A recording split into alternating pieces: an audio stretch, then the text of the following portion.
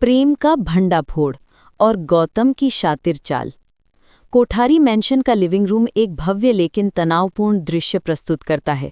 पूरा परिवार, जिसमें अनुपमा, वनराज, काव्या, बापूजी और शाह परिवार के अन्य सदस्य, साथ ही कोठारी परिवार की वसुंधरा, मोटी बा, पराग, राही, माही और प्रेम शामिल हैं, सब एक साथ बैठे हैं। माहौल में एक अजीब सी खामोशी छाई हुई है, जो किसी बड़े तूफान से पहले की शांति जैसी है। तभी गौतम गांधी एक फाइल लिए कमरे में प्रवेश करता है। उसके चेहरे पर एक शातिर मुस्कान है। वो सीधे कमरे के केंद्र में खड़ा हो जाता है और फाइल को मेज पर पटक देता है, जिसकी आवाज़ से सब चौंक जाते हैं। गौतम अपनी दमदार आवाज़ में बोलना शुरू करता है, जिसकी गूंज पूरे घर में सुनाई देती है। आज मैं आप सबके सामने एक ऐसी सच्चाई का खुलासा करने जा रहा हूं, जिसे सुनकर आप सबके पैरों तले ज़मीन खिसक जाएगी। आप सब जिसे अपना बेटा, अपना भाई, अपना दामाद समझते हैं, प्रेम, उसने सिर्फ एक गलती नहीं की है, उसने तो पूरे कोठारी परिवार को बर्बादी के कगार पर ला खड़ा किया है। प्रेम का चेहरा पीला पड़ जाता है। वो घबराकर गौतम की तरफ देखता है।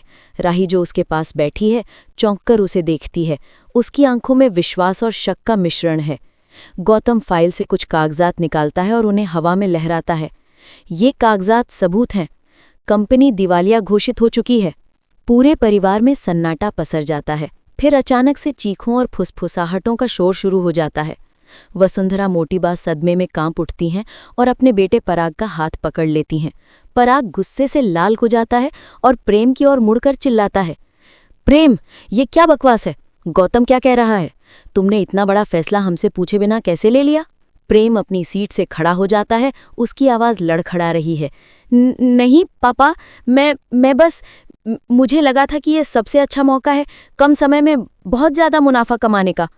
गौतम बीच में टोकते हुए कहता है, मुनाफा या लालच प्रेम? और सिर्फ मुनाफा ही नहीं, प्रेम ने अपनी ये सारी डील राही से भी छुपा कर रखी थी। वो लगातार झूठ बोल रहा था और परिवार को गुमराह कर रहा था।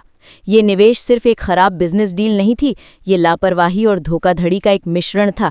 गौतम अब सबके सामने एक और कागज रखता है, और सबसे बड़ी बात, इस डील में प्रेम ने जो शर्तें रखी थी, वो कोठारी परिवार के लिए बेहद नुकसानदायक थीं। ये डूबती नाव थी और प्रेम ने जानबूझकर हम सबको इसमें बिठा दिया। राही टूट जाती है। वो प्रेम की ओर देखती है। उसकी आंखों में आंसू और अथाह दर्द है। तुमने मुझसे इतना बड़ा सच क्यों छुपाया प्रेम? तुमने मुझे बताया था कि एक सुरक्षित निवेश है। क्या हमारा रिश्ता, हमारे प्यार की कोई कीमत नहीं थी तुम्हारे लालच के सामने? उसका सवाल प्रेम के दिल पर तीर की तरह चुभता है। अनुपमा, जो अब तक खामोश थी, आगे आती है। उसकी आवाज़ शांत लेकिन दृढ़ है। गौतम, तुमने जो खुलासा किया है वो बहुत बड़ा है, लेकिन सवाल ये है कि तुम्हें ये सब कैसे पता चला? तुम अचानक से इतने सारे सबूतों के साथ यहाँ क्यों हो? गौतम जोर से हंसता है। उसकी आंखों में खतरनाक चमक है। सच्चाई हमेशा सामने आ ही जाती है अनुपमा जी।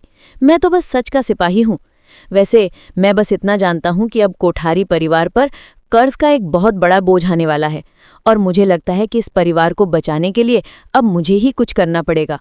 वो अपने नापाक मंसूबों को छुपाते हुए सबके सामने एक मसीहा बनने का नाटक करता है। माही रोते हुए गौतम के पास जाती है और उसका हाथ पकड़ लेती है। गौतम, तुम हमें बचाओगे ना? तुम मेरी शादी में सब ठीक कर दोगे ना? गौतम माही की मासूमियत का फायदा उठाते हुए उसके सिर पर प्यार से हाथ फेरता है और एक भयानक मुस्कान के साथ अनुपमा की ओर देखता है। जरूर मेरी माही, अब तुम्हारा गौतम ही इस परिवार का सारा हिसाब किताब देखेगा। और रही बात प्रेम की, तो अब उसे इस गलती की बड़ी कीमत चुकानी पड़ेगी। जैसे ही गौतम ये कहता है, पुलिस सायरन की आवाज़ सुनाई देती है। 2 पुलिसकर्मी अंदर आते हैं। गौतम मुस्कुराकर उनकी ओर इशारा करता है और वे प्रेम को गिरफ्तार करने के लिए आगे बढ़ते हैं। राही और वसुंधरा रोने लगते हैं, जबकि पराग असहाय खड़ा रहता है। अनुपमा, जो गौतम की शातिर चाल को भांप चुकी थी, अपनी मुट्ठी कस लेती है। उसे पता है कि ये सिर्फ एक आर्थिक नुकसान नहीं है, ये गौतम का बदला है। और अब उसकी असली लड़ाई प्रेम की गलती के खिलाफ नहीं, बल्कि गौतम की हरकतों के खिलाफ है। गौतम एक तीर से 3 शिकार करता है। प्रेम को परिवार की नज़रों से गिराकर जेल भेजता है, माही का भरोसा जीतकर उसका दामाद बनता है, और पूरे कोठारी परिवार की बागडोर अपने हाथों में ले लेता है। अनुपमा कसम खाती है कि वो गौतम के इस षड्यंत्र का पर्दाफाश करेगी और अपने परिवार को इस अंधेरे से बाहर निकालेगी। पुलिस प्रेम को ले जा चुकी है। घर में मातम छाया हुआ है। वसुंधरा जमीन पर बैठी रो रही हैं, पराग पूरी तरह स्तब्ध है।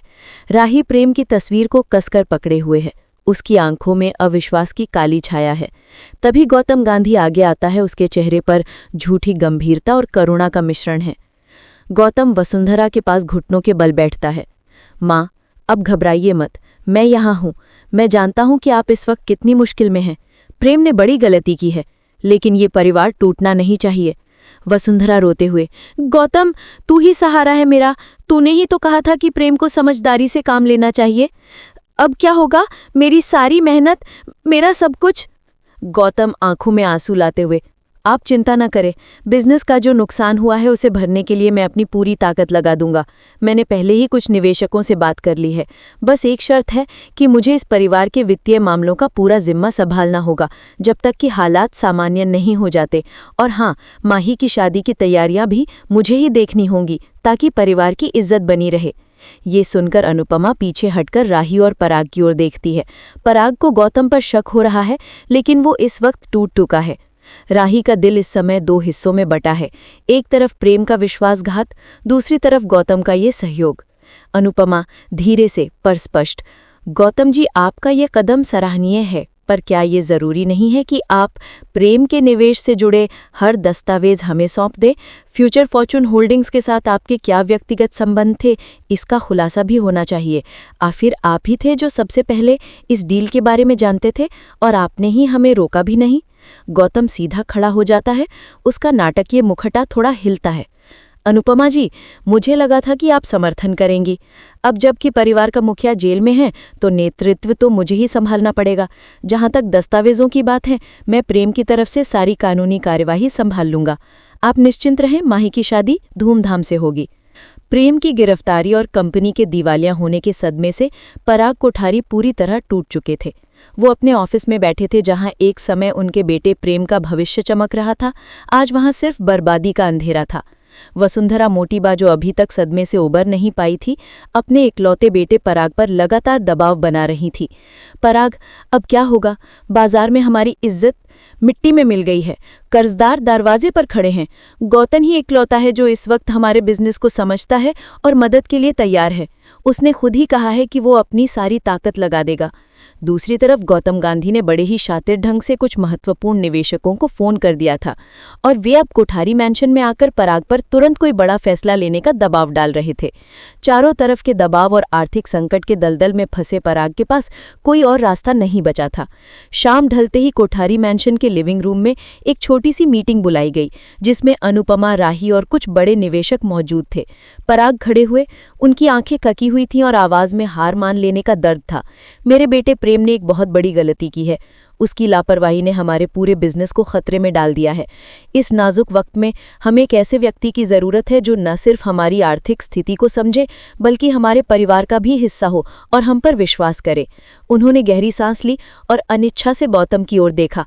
इसलिए मैं ये घोषणा करता हूं कि गौतम गांधी कोठारी एम्पायर में तत्काल प्रभाव से सह प्रबंधक यानी को मैनेजर का पद संभालेंगे। वो कंपनी के सभी वित्तीय और बड़े निर्णयों में मेरे साथ रहेंगे और हमारी डूबती नैया को पार लगाने में मदद करेंगे। जैसे ही पराग ने ये घोषणा की, गौतम के चेहरे पर एक विशाल विजय की मुस्कान फैली, जिसे उसने तुरंत कृत्रिम विनम्रता के पीछे छुपा लिया। वो आगे बढ़ा और पराग को गले लगाने का नाटक करते हुए धीरे से फुसफुसाया, धन्यवाद पराग अंकल, आपका भरोसा रंग लाएगा। अब अनुपमा जी की उल्टी गिनती शुरू हो गई है। अनुपमा ने इस पूरी घटना को अपनी तीखी नज़रों से देखा और उसे यकीन हो गया कि ये सिर्फ बिजनेस का फैसला नहीं, बल्कि गौतम की एक सोची समझी चाल थी, जिसके जरिए उसने कोठारी परिवार के पैसे, प्रतिष्ठा और नियंत्रण पर कब्जा कर लिया था। राही भी इस निर्णय से दुखी थी, क्योंकि वो जानती थी कि गौतम का दबदबा बढ़ने वाला है, लेकिन उसके पास विरोध करने की हिम्मत नहीं थी, क्योंकि उसका भाई ही इस बर्बादी का असली गुनहगार था। इस एक निर्णय ने गौतम को कोठारी एम्पायर का किंग मेकर बना दिया और परिवार को एक ऐसे दुश्मन के हवाले कर दिया जो अब घर के अंदर से ही उन्हें तबाह करने वाला था।